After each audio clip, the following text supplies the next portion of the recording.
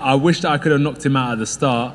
But as we saw, I didn't want to put him down early. You all know I was handcuffed. I don't want to say anything that I will be regretting in the future. But all I can say now is the first 20 seconds was enough for me to end Jake Paul.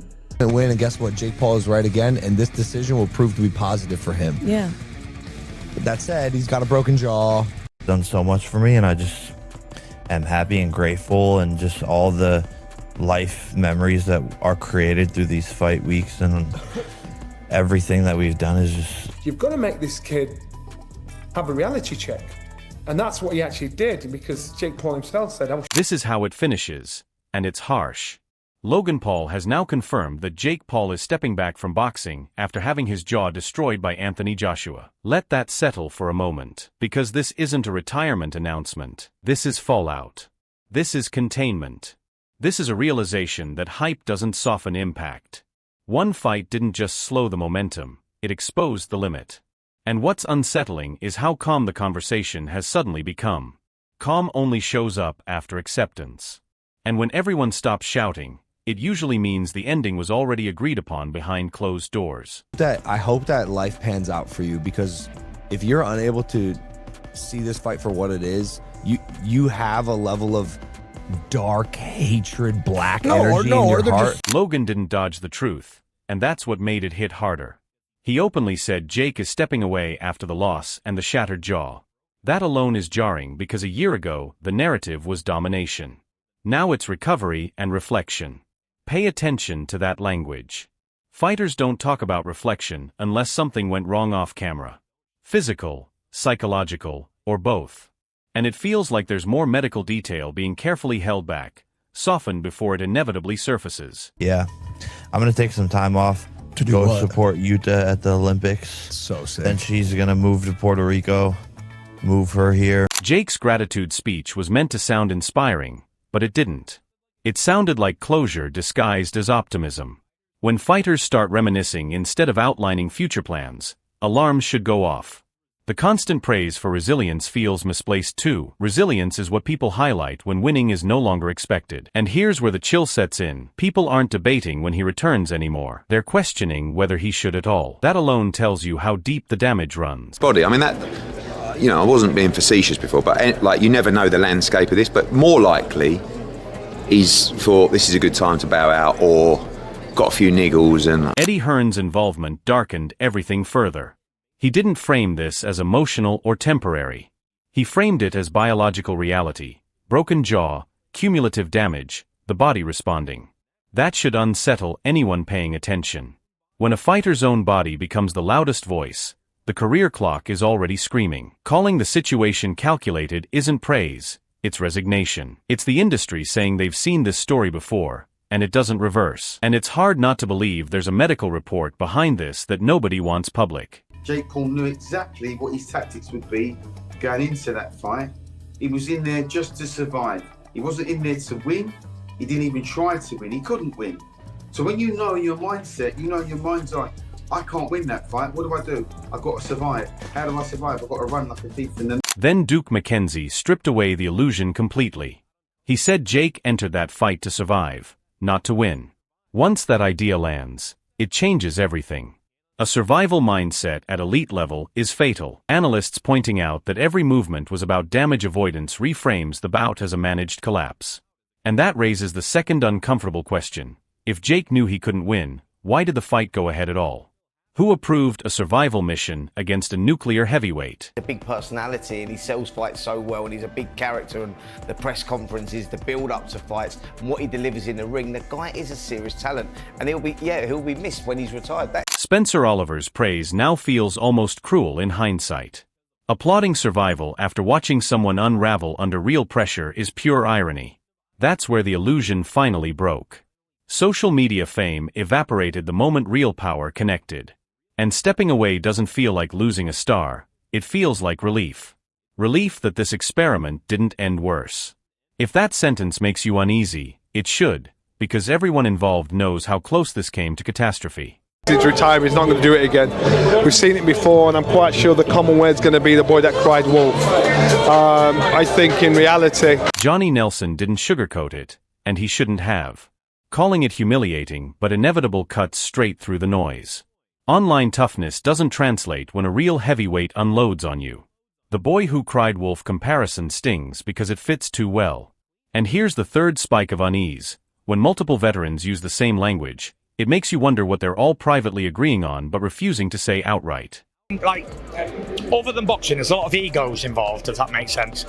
Like, he said this, he said that, and I want this, I want that. The Fury reaction poured fuel on the fire.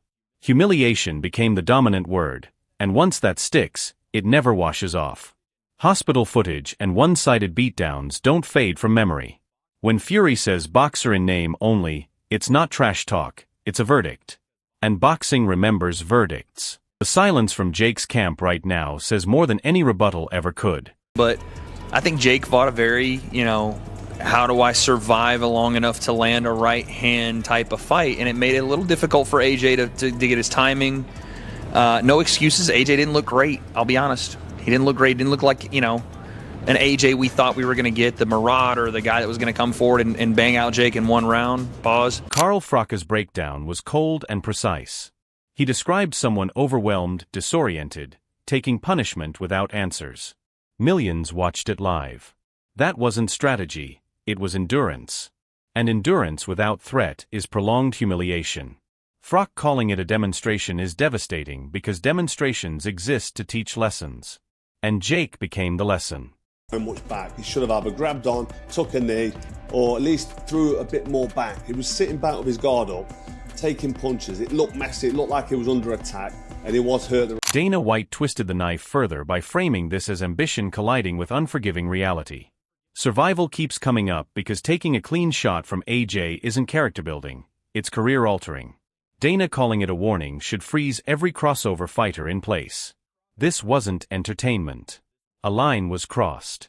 And once crossed, there's no rewind, only consequences. Bridge with my brother, unfixable. I don't hate your brother. You guys need to fight guys your the same size. When you fought Floyd, you are massive. He did hit you with a fucking bomb, and you fought. Dave Allen's honesty landed hardest with real boxing fans.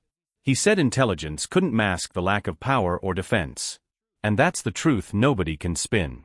Ring IQ without physical answers collapses under elite pressure. Retirement stops being fear-based and starts being arithmetic. Damage plus mismatch equals disaster. And disaster was already knocking. Well, the fight was, it weren't a fight, was it? Well, really one-sided. Jake Paul, yeah, I've got to give him credit really, because he's super fit. He's pretty clever really. Like, he'd make a good journeyman. Even compliments backfired. Praising Jake's fitness only highlighted the gap. Being in elite shape while getting dismantled proves how wide the gulf really is. Eddie Hearn saying the final punch would have slept most professionals reframes everything. Jake didn't just lose, he absorbed something meant for champions. Absorbing it doesn't make you equal. It makes you vulnerable. And vulnerability at this level is deadly. So yes, it took AJ a couple of rounds to get hold of him, and then he knocked him spark out and broke his jaw. It was a frustrating 2-3 rounds maybe, because Jake was moving so much. I'm glad Anthony Joshua did that too, because now he won't be able to talk like he does for a while. We won't have to listen to his book. Mackenzie's closing words sounded less like commentary and more like sentencing. Saying Jake asked for this by stepping up hits differently once you see the injury reports. Calling it miraculous that he wasn't incapacitated tells you how close this came to tragedy. That's not drama, that's reality.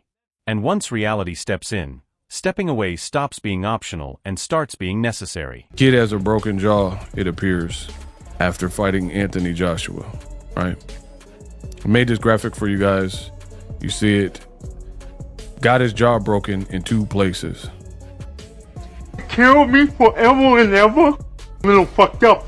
But when you take care of me forever and ever, a little fucked up. The broken jaw imagery sealed it. Injuries like that don't just heal, they linger. Lingering damage changes reflexes, confidence, timing, careers. Boxing doesn't forgive hesitation. Anyone pretending this is temporary is lying to themselves.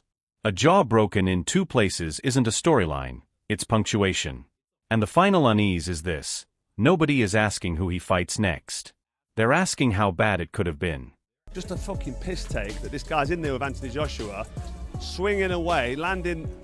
What's he done? He's had 18 minutes and landed 2 shots, and he's gone on survival mode. And there'll be a lot of viewers on Netflix. My opinion, he won 4 of them. People will argue that he at least won 3. No one expected him to last that long. Rolled his ankle, broke his jaw, still fucking fighting, man. Like, that's toughness. You know, most people wouldn't have the balls ever to step in a boxing ring in their life. He stepped in a boxing ring with one of the baddest men on the planet. Who's 40 pounds heavier than him, is 6 inches. So don't dress this up as bravery or hate alone. This was exposure wrapped in spectacle. Jake Paul's boxing chapter didn't close quietly, it cracked under pressure. Whether you respect the courage or resent the hype, the outcome doesn't change. Elite boxing made its point. The silence now feels intentional, as if the full medical truth hasn't surfaced yet.